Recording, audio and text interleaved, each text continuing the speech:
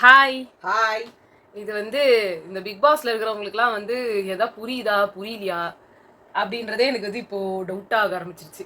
இந்த general provision, super deluxe provision, இந்த ப்ரொவிஷன்ல எடுக்கக்கூடாது, அந்த ப்ரொவிஷன் இது பண்ணணும், அது இதுன்னு பிக் பாஸ் குழப்பி விட, இவங்க அதை விட குழப்பி விட, என்னமோ பண்ணி எதையோ பண்ணி 350 ரூபாய்க்கு ஆப் எடுத்துக்கிறாங்க. 2-3 இதுக்கு அப்புறம் தான் உங்களுக்கு புரிய ஆரம்பிக்கும். இல்ல, ஆனா அது ஒரு விதத்துல எனக்கு ஸ்ட்ராட்டஜி மாதிரி ஃபீல் ஆகுது. 350 ரூபாய்க்கு ஆப் தேவையில்ல, 350 ரூபா வந்து இவங்க தான் வேஸ்ட் பண்ணணும். அது அவங்க பண்ணிட்டாங்க. ஆமா, அவங்க வந்து இப்போ அவங்களோட இதை வந்து ஒரு 1000 பாயிண்ட்னு சொல்லும்போது கண்டதையும் எடுத்து போட்டா என்ன அர்த்தம்? நீங்க இருக்க வேண்டிய எல்லாத்தையும் அல்றீங்க. பைத்தியக்காரங்க மாதிரி. அவங்க என்ன நினைச்சிட்டாங்க, எவ்வளவு வேணா இருக்கு, அந்த லக்ஸுரி பட்ஜெட் சாதாரணமா வரும்ல, ஆமா ஆமா, எவ்வளவு வேணா அழின்னு வர்றதுன்னு சொல்லிட்டு அதுல கூட பாயிண்ட்ஸ் வச்சு தான் பண்ண முடியும். இது போக போக நான் பெரிய பிரச்சனையில போய் முடியும். இதுல என்னன்னா எதிர் டீம் வந்து செலக்ட் பண்ண சொல்றாங்க. ஆமா, எதிர் டீமுக்கு அறிவும் இல்ல. அறிவு இல்ல, அவங்க கடுப்புல தானே பண்றாங்க. வேணும்னே 350 ரூபான்னு காலி பண்றாங்க. இல்ல, மத்த சிக்கன் எல்லாம் எடுக்கிறீங்க. ஆனா அது ஒரு விதத்துல நல்லதுதான். இப்ப வேண்டான்ட்டாங்க அவங்க. சிக்கன் இவங்க எடுத்திருக்காங்க, சிக்கன் பிரஸ்ட் எடுத்திருக்காங்க. அது ஒன்றும் நல்லதுதான். இவங்க கிட்ட எதுவுமே வெங்காயம் தக்காளி எதுவுமே மிளகாத்தூளே இல்ல. ஸோ ஒரு கன்றாவியா சிக்கன் எடுத்துறது செய்யணும். அதுக்கு கன்றாவியா இருக்கிறத நீங்க சாப்பிடணும். இது வந்து பிக் பாஸ் வீட்டுக்கு தானே அந்த சிக்கன்லாம்? இல்ல இல்ல, லக்ஸுரி. அது இவங்களுக்கு சூப்பர் டீலக்ஸ்க்கு கொடுத்தது வெறும் ஆப்பிள் மட்டும்தான். அப்படிதான் சொன்னாங்க. Chilli powder luxury item. அதுக்கப்புறம் வந்து இது வந்து சில்லி பவுடர்னா இவங்களுக்கு மட்டும் தானா? இவங்களுக்கு மட்டும் சில்லி பவுடர். ஸோ அது சில்லி பவுடர் இருக்கு. ஆனா இப்போ வந்து இஞ்சி பூண்டு இந்த மாதிரிலாம் போட்டால் தான் அந்த சிக்கன்ல கொஞ்சம் இது இருக்கும். ஸோ அந்த லக்ஸரியில சில்லி பவுடர் வந்திருக்கு. அப்புறம் சிக்கன் பிரஸ்ட் வந்திருக்கு. மில்க் கூட அவங்களோட லக்ஸரி ஐட்டம் தான். மற்றது ஏதோ எக்ஸ் கூட அவங்க லக்ஸரி ஐட்டம் தான். ஏதோ ஒன்று தான் சொன்னாங்க. ஏதோ 1-2 தான் வந்து ஜெனரல் ப்ரொவிஷன். புரியல. ஒயிட் கலர் கவர்லாம் இவங்க வந்து இவங்களுக்கு வேண்டியது தானே எடுத்திருப்பாங்க. அப்படி இல்லை, அவங்க ரெண்டுத்தையும் சேர்த்து தான் எடுத்திருக்காங்க. ஓகே, நெக்ஸ்ட் ஃபர்ஸ்ட் இன்னைக்கு என்ன நடந்தது? நேற்று நைட்டே வந்து எல்லா ப்ரொவிஷனையும் தூக்கிட்டு போயிட்டாங்க. எதுவுமே பிரஷ் கிஷ் எதுவுமே இல்லை, எல்லாத்தையும் எடுத்து போயிட்டாங்க. ஆனால் அப்புறமா வந்து அவங்க ப்ரொவிஷன் அனுப்புனாங்க. ஏதோ லிமிட்டடாக ப்ரொவிஷன் அனுப்புனாங்க. அதில் பிரஷ் டூத் பேஸ்ட் அது மாதிரிலாம் ஆளுக்கு எல்லாத்தையும் கொடுத்துட்டாங்க. அதுக்கப்புறமா வந்து காலையில் எதுனா எழுவே லைக்காராடுற சாங்கோட வந்து ஆரம்பிச்சாங்க. அதுக்கப்புறம் அந்த பாட்டு கூட ஒழுங்காக ஆடுறதுக்குலாம் இல்லை. அப்புறமா பாசிட்டிவ் அஃபர்மேஷன் ஒரு காண்றாங்க ஒன்று ஏதோ போட்டு, நான் இது நீங்கள் போய் வாட்டர் மெலன் ஸ்டார்ட்டை விட்டா ஒரு லூஸ் மாதிரி பேசிக்கினே தான் இருப்பாரு. ஒரு லைனை சொல்லணும்னு பார்த்தா சொல்லினே வந்தாலும் அதுல எல்லாருமே கடுப்பாயிட்டாங்க. நிறைய பேர் வந்துட்டு நிறுத்துங்கன்ற மாதிரி சொன்னாங்க. அதுல வந்து தலையே நிறுத்துங்கன்னு சொன்னாரு. ஆனா இவருக்கு காதுல வெறும் வினோத் சொன்னதுதான் வந்து அவர் வெறும் கைதா காமிச்சாரு. இவரு வந்து அதாவது ஆக்கிக்கிட்டு வந்து இவர் உடனே சொல்றாருன்னு இப்படி சொல்றாராம் அவரு. அது உடனே இவர் உடனே வந்துட்டு நீங்க இந்த மாதிரிலாம் ஒருத்தவங்க பேசிக்கிட்டு இருக்காங்கன்னா அதை எடுத்து வந்து தடுக்கிறதுக்கு கூடாது, அது பண்ணக்கூடாது, இது பண்ணக்கூடாதுன்னு இவருக்கு வந்து ஆரம்பிச்சிட்டாரு. உடனே அதான் வினோத் வந்து சொல்றாரு, நிறுத்த சொன்னது தலை, அது சொல்லிட்டு அப்படியே விட்டுருக்கலாம். இவர் எதுக்கு இந்த வார்த்தை வந்துட்டு டேய் பைத்தியக்காரா பைத்தியக்காரா அப்படின்னு வந்து எதுக்கு அந்த வாயெல்லாம் காமிச்சாரு, நாக்கு மடிச்சாரு, நாக்கு கடிச்சாருன்னு தெரியல.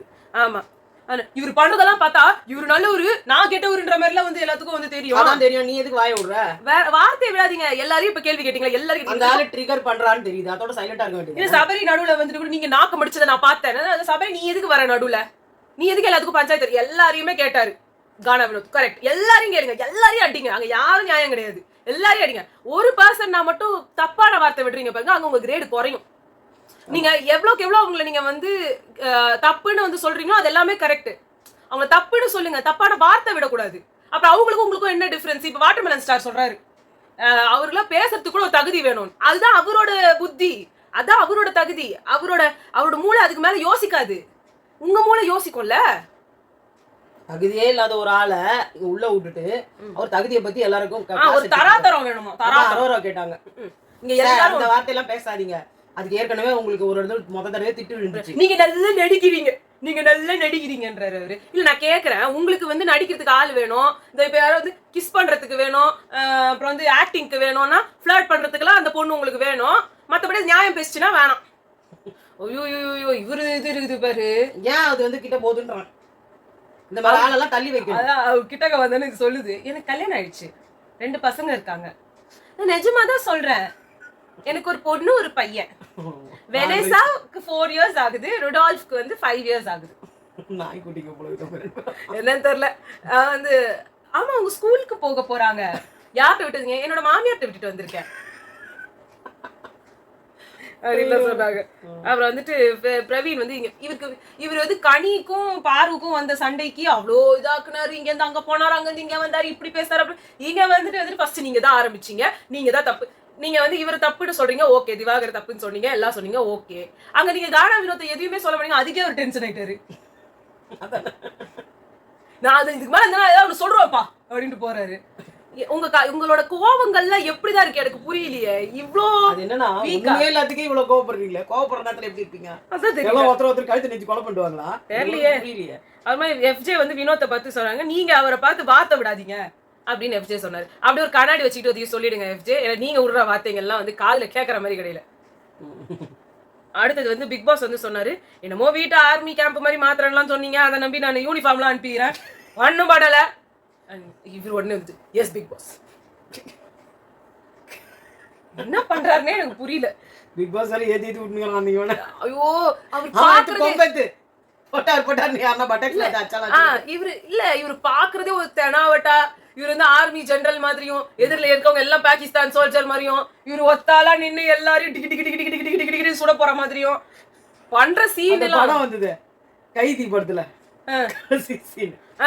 அந்த பெரிய இதை அந்த இவரு பெஞ்சமினா அவர்தான் இவரு.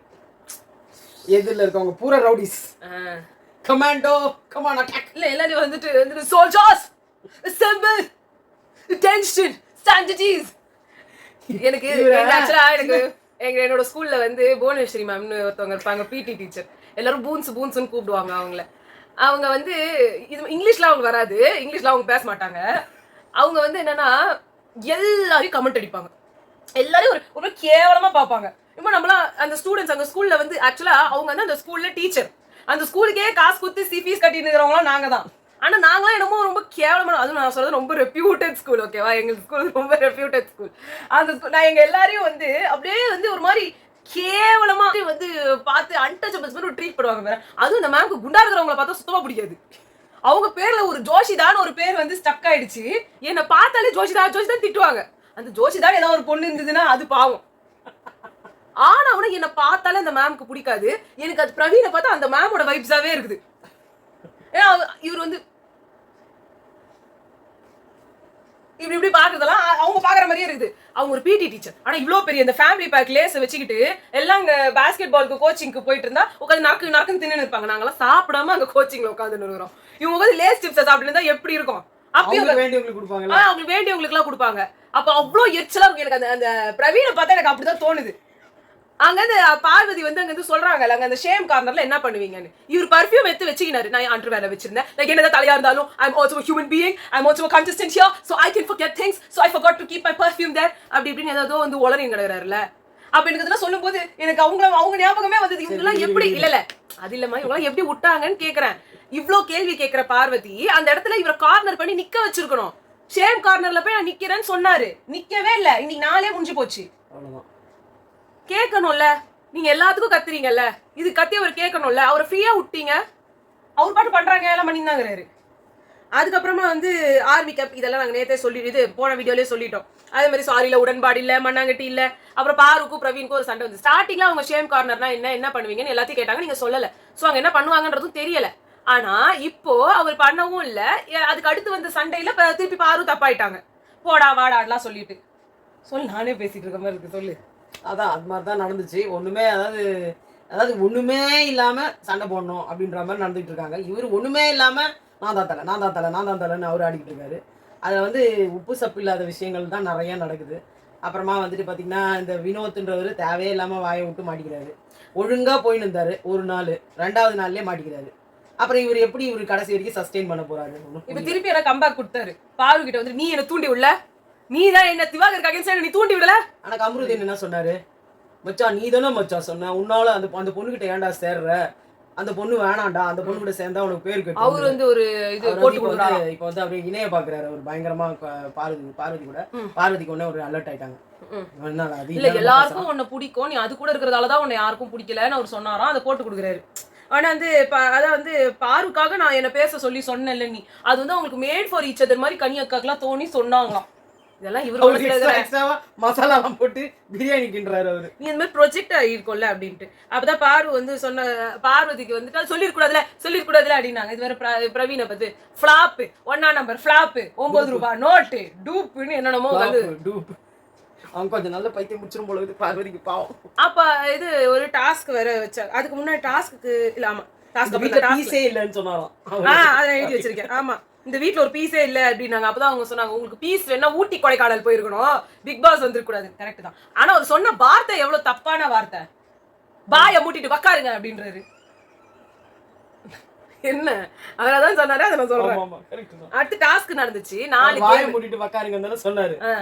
இவங்க என்ன சொன்னாங்க, மூடிட்டு இருன்னு சொல்றேன், மூடிட்டு இருன்னு சொல்றேன். நான் அப்படி சொல்றேன், வாயை மூடிட்டு உட்காருங்க. பின்னாடி பெரிய ரஜினியா வருவாப்ல. ஒரு டாஸ்க் அங்க நடந்தது. 4 டேபிள். ஃபர்ஸ்ட் டேபிள்ல வந்து இப்படி இப்படி அடிச்சு 3 டப்பாக்குள்ள அந்த ஏதோ இருந்தது சின்ன சின்ன மேட்ச் பாக்ஸ். அதை வந்து எடுத்து போடணும். அடுத்ததுல வந்து அது பேர் என்ன, அந்த ஸ்க்ரூ போல்ட்டை வந்து ஒண்ணுக்கு மேல ஒண்ணா வந்து ஒரு 10 போல்ட் இருந்தது, அதை அடுக்கணும். அதுக்கப்புறமா வந்துட்டு கப்புல வந்து அந்த டவர் கட்டணும். கடைசியா வந்து அந்த ஃபிளிப் இப்படி வந்து பண்ணி ஃபிளிப் பண்றது, பாட்டில் ஃபிளிப் பண்றது. ஸோ இதை வந்து சூப்பர் டீலக்ஸ் வின் பண்ணிட்டாங்க. சூப்பர் டீலக்ஸ்ல வந்து FJ வினோத் கனி இருந்தாங்க. பிபி ஹவுஸ்ல இருந்து துஷார், பாரு, கெமி. ஆர்டர் கொஞ்சம் மாதிரி கெமி அனுப்பி கடைசியா பாரு அனுப்பியிருந்தா கூட ஏதோ கொஞ்சம் மானத்தோட நீங்க தோத்துருப்பீங்க. இது பார்வை நீங்க 2வது அனுப்புறதால சுத்த மானத்தையும் வந்து கவுத்துட்டாங்க. சொல்லட்டுமா, பார்வதின்ற ஒரு ஜென்மத்தை நீங்க செலக்ட் பண்ணாமே இருந்திருக்கணும். சூப்பரா நீங்க ஃபர்ஸ்ட் அவங்க அனுப்பி இருக்கணும். ஆமா, அவங்களுக்கு வாய் மட்டும் தான் இருக்குது, அது அவங்களுக்கே தெரியும். ஆமா, வேணும்னே வந்து இப்ப இல்லனா அவங்களை சேர்க்கலனாலும் என்ன சேர்க்கவே மாட்டீங்க, நீங்களாம் என்னடா பண்ணீங்க, இதை தோத்துட்டு மத்தவங்க தோத்துட்டு வந்திருந்தா எனக்கு கேம்லாம் 100% கொடுக்கணும், அவ்வளவுதான். இந்த கேம்லாம் அப்போ உனக்கு அதை விளையாட கூடாதுன்னா நீ எதுக்கு இன்னொருத்தரோட சான்ஸை பறிக்கிற? எனக்கு புரியல அது. அதே மாதிரி வந்துட்டு சூப்பர் டீலக்ஸ் வந்து 1000 பாயிண்ட்ஸ் வந்து வின் பண்ணிருக்காங்க இதுல. அதனால அவங்க லாக்கருக்குள்ள போய் அது வேணா எடுத்துக்கலாம். எனக்கு இங்க ஒண்ணு கேட்கணும், கடந்து வந்த பாதைன்னு லைவ்ல அவ்வளவு போட்டு 2 பேரோட கதை, அரோரா அண்ட் அரோரா விக்ரம் 2 பேரும் ஒரு மூஞ்சி கூட காட்டல அவங்க 2 பேரும் பேசின மாதிரி. அப்புறம் என்னத்துக்கு அதை கடந்து வந்த பாதை. ஜியோ ஹாட்ஸ்டார்னு தனியா வந்து அந்த வீடியோ வேற போட்டிருந்தாங்க, அரோராவின் மறுபக்கம் அப்படின்னு.